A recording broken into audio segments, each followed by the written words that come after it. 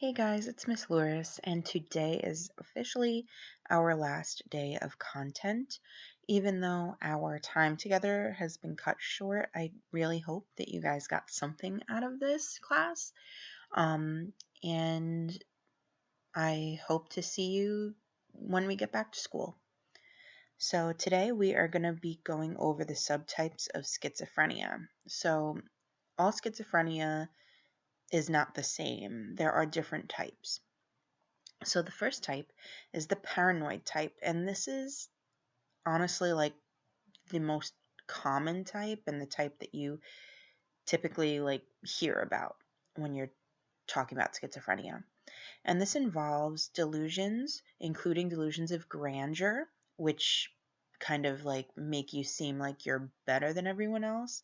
So for example, a person with delusions of grandeur might say that they are the savior of their people, or delusions of persecution. For example, someone is always watching me, feeling like you're being followed or laughed at or talked about. So, paranoid type are also um, within the paranoid type, auditory hallucinations are very common. So, hearing things, hearing voices, hearing, all sorts of things, voices telling you to do things.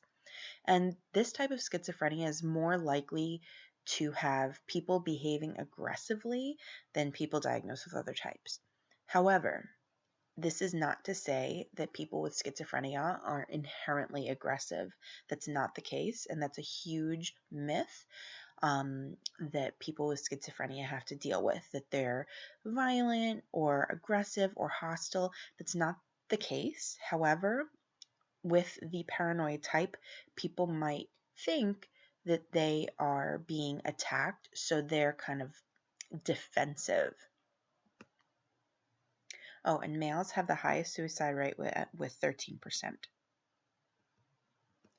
The catatonic type.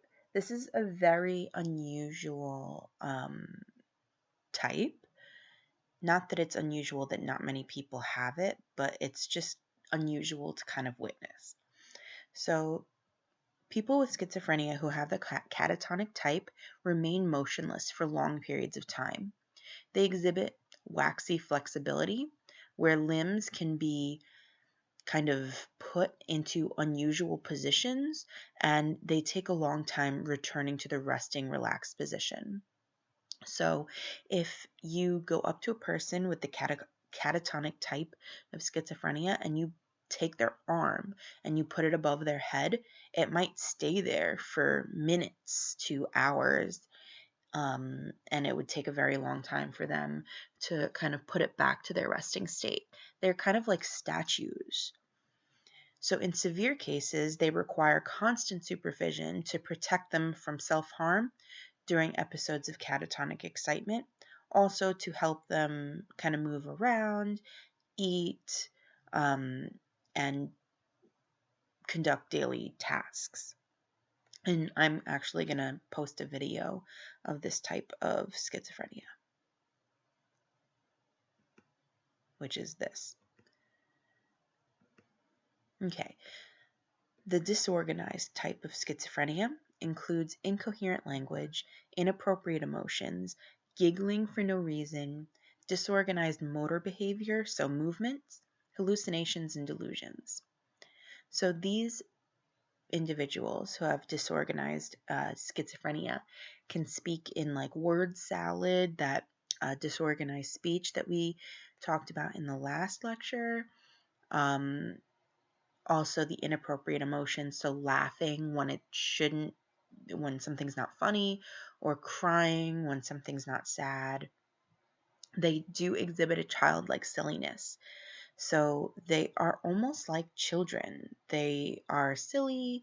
They kind of don't understand certain things. So they do need help from other adults in order to perform daily tasks.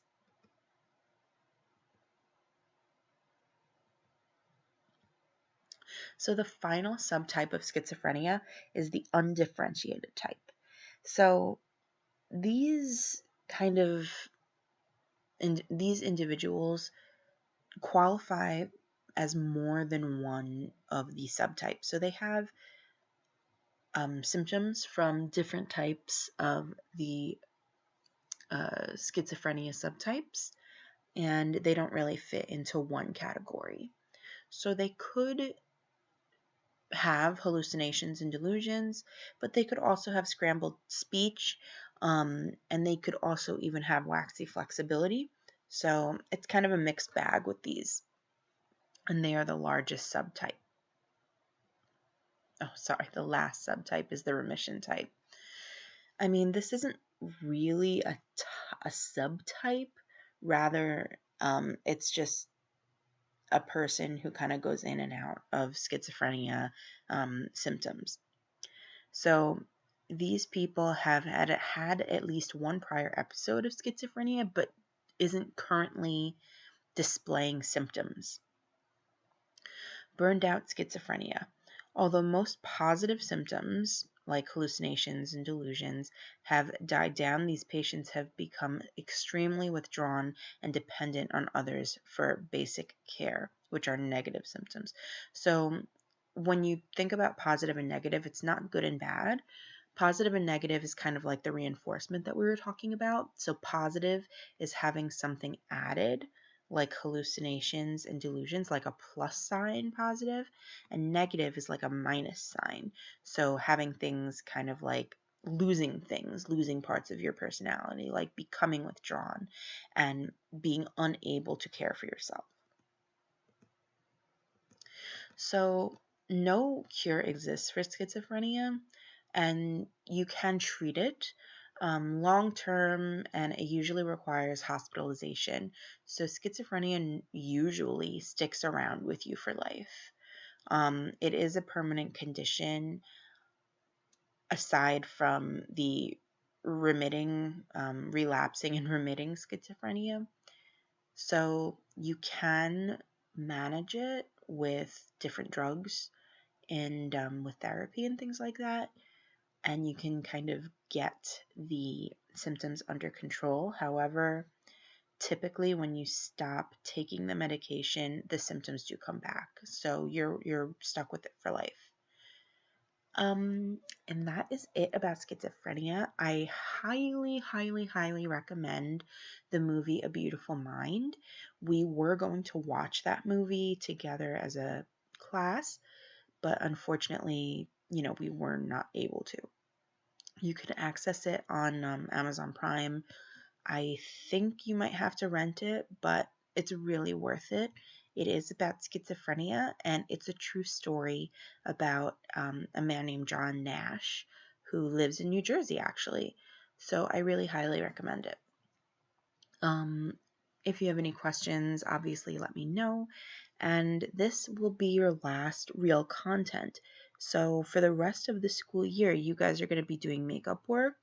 So please reach out to me if you have any questions about that as well, and I would be more than happy to help. All right, have a good one, and I really hope I see you guys in the fall. Bye.